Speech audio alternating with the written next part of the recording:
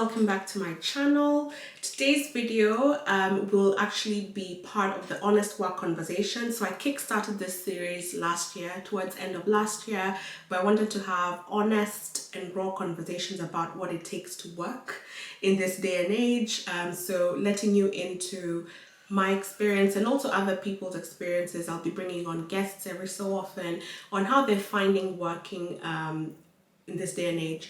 Of course, I'm a woman in tech, so it will be heavily centered around that, being a woman in tech, and also a Black woman in tech. So if you have any ideas for specific topics and themes that you'd like me to cover, engage with me in the comments. I'd love to get this chat going, this series going. I think it's a fully loaded series that we can definitely get a lot of useful tips from each other. So yeah, let me know. In terms of today's topic, something I'm surprised I haven't done to date actually. I wanted to debunk myths that come with working at a Big Four. So a lot of people, me included, one of the key employers that I essentially ended up applying to when I was about to graduate from uni was the Big Four. So it could be because you're studying accounting or something finance, business, or it could be you're from STEM like me and you just wanted a leg in regardless. So if you're at that point in your life where either you're about to graduate and you're thinking about opportunities, or you're just thinking to pivot from where you're working into a Big Four, then this is the video for you. I'd like to go through what it's really like working for a Big Four. So there are a lot of assumptions people have, and I wanted to go through a few of them and tell you how it really is from my own experience.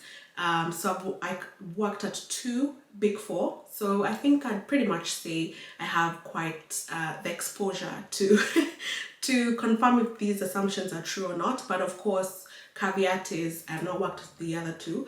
I won't mention names, so there might be a chance that someone else's experience is different. Also, these firms are super huge, so my experience, it would be limited to the areas the functions that I've worked in. Other functions could be completely different. Yeah. So the first myth that I wanted to call out, to discuss, was that people assume that because you're working at a Big Four, you're an auditor or you're an accountant. And this myth is false. Now, these Big Four did start as audit firms. So Big Four, I mean, just for in case you don't have any idea, though, you'd have to be living under a rock if you don't know the Big Four. But that's PwC, Deloitte, KPMG, and Ernst & Young. So those are the Big Four audit firms. So they started off all as audit and accounting firms. They built their business around this most of them have existed for over 100 years, or close to that. And they used to actually be big five.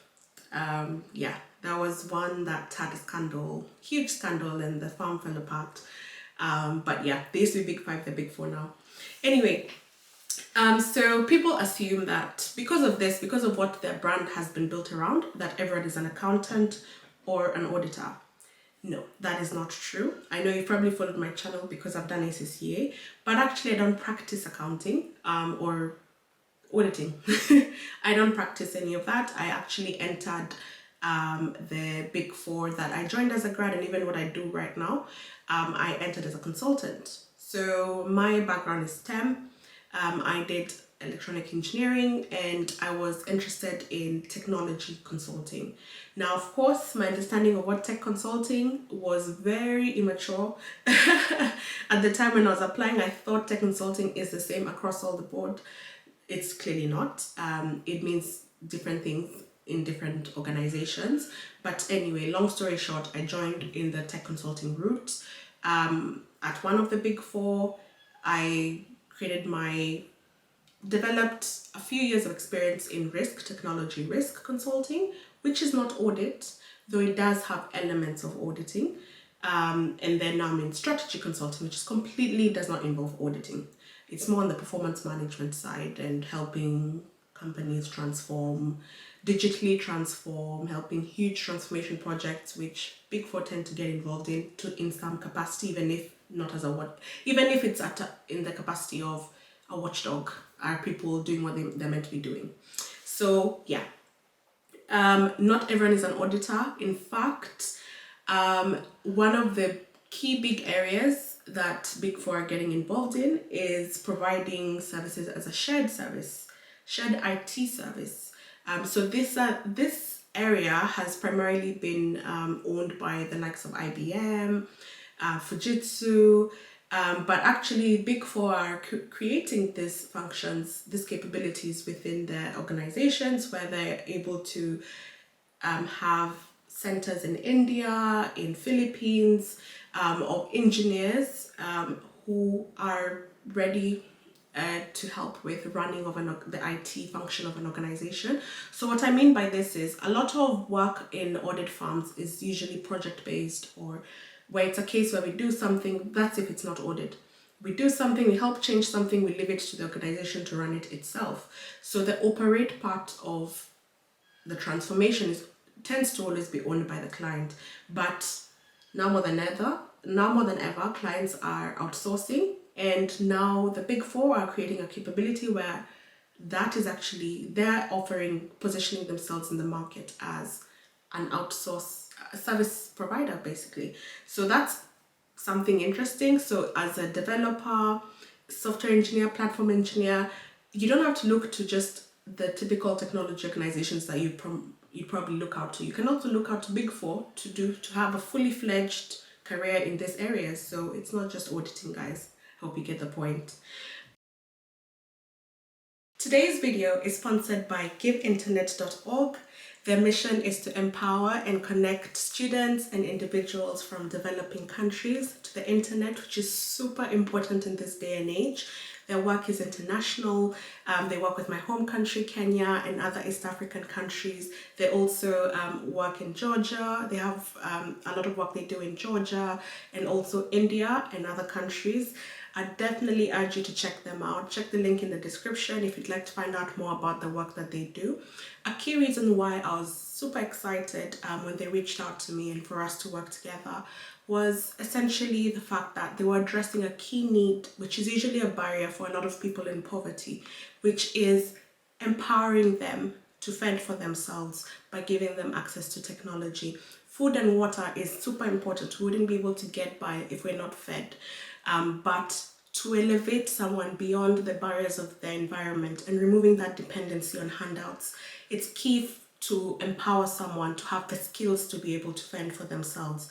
And I believe, which I think it's proven actually, that giving someone access to the internet will really help them when it comes to accessing information, opportunities, learning, new skills, we can learn literally almost anything on the internet.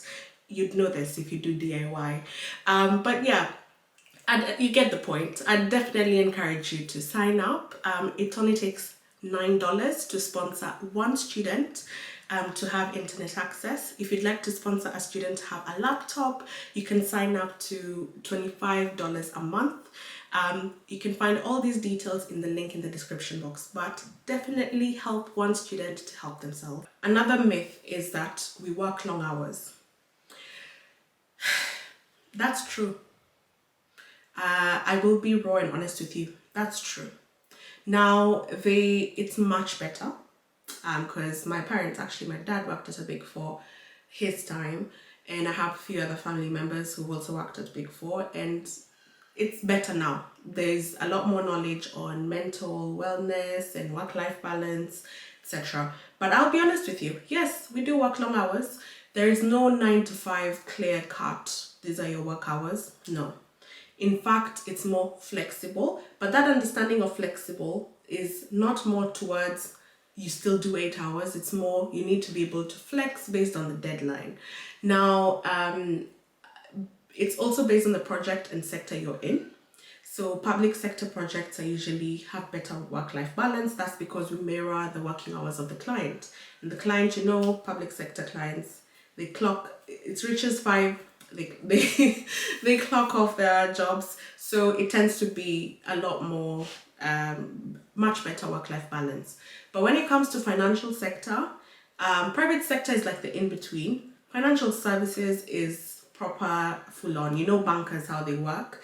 And if your client is a banker and they're working long hours, automatically you'll work long hours. But yeah, I will not lie to you. It is long hours. It is definitely not shift work the way people clock in.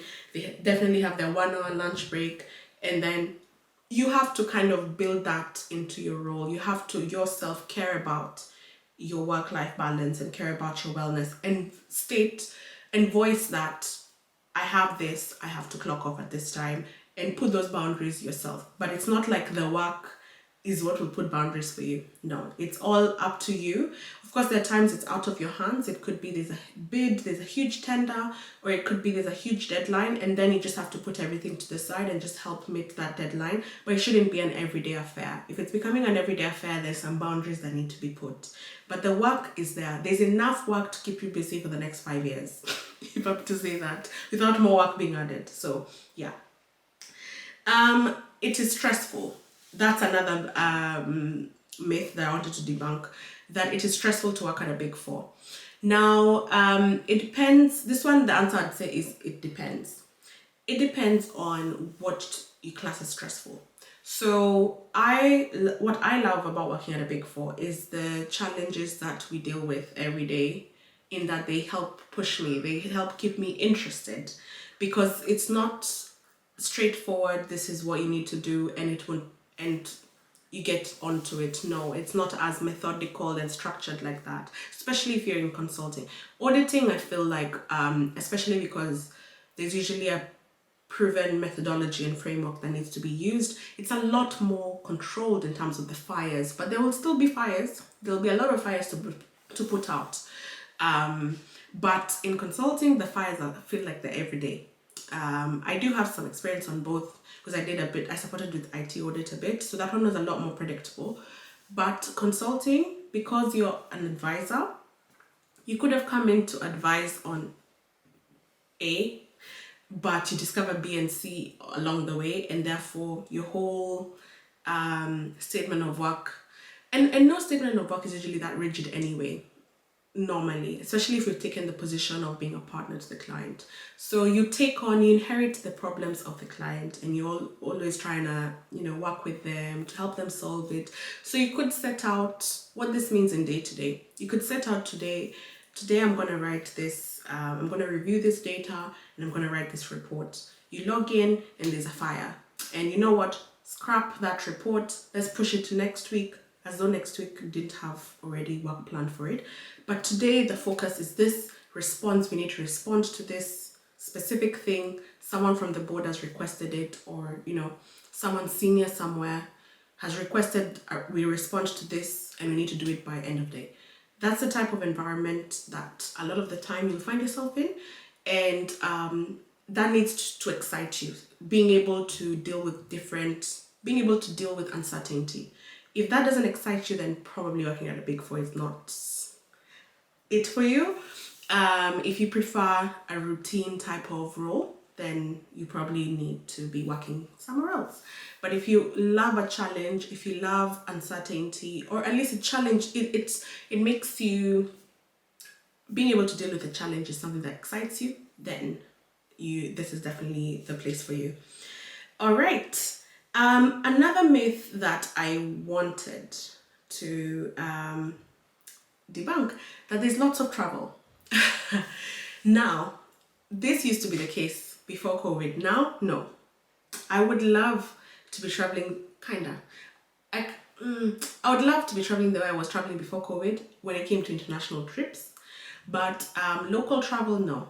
So we used to find ourselves at the client site Monday to Thursday, and then Friday is when we're in office.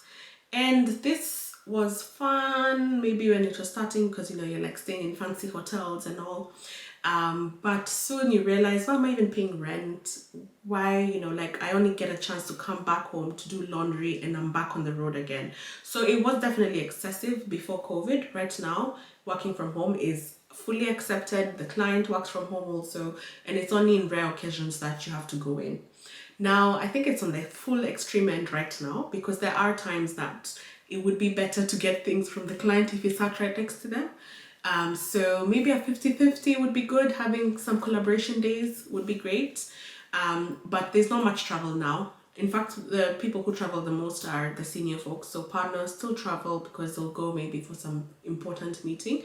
But before COVID, everyone used to travel. Even if there's nothing, there's no need, there's no your meeting, the client wanted to see you to know that you're working.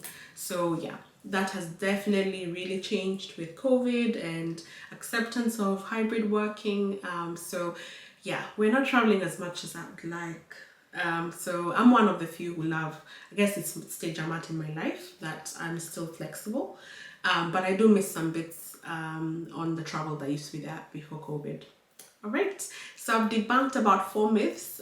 Do let me know any more myths that you want me to, and assumptions that you have about working at a big four that you want me to walk you through, and see if they're true or not. Also give me ideas on guests. What other industries do you want us to discuss in this series? Who should I bring? Someone from law, politics, you know, what is it that tickles your fancy? So yeah, would be great to see you on the next one. Bye.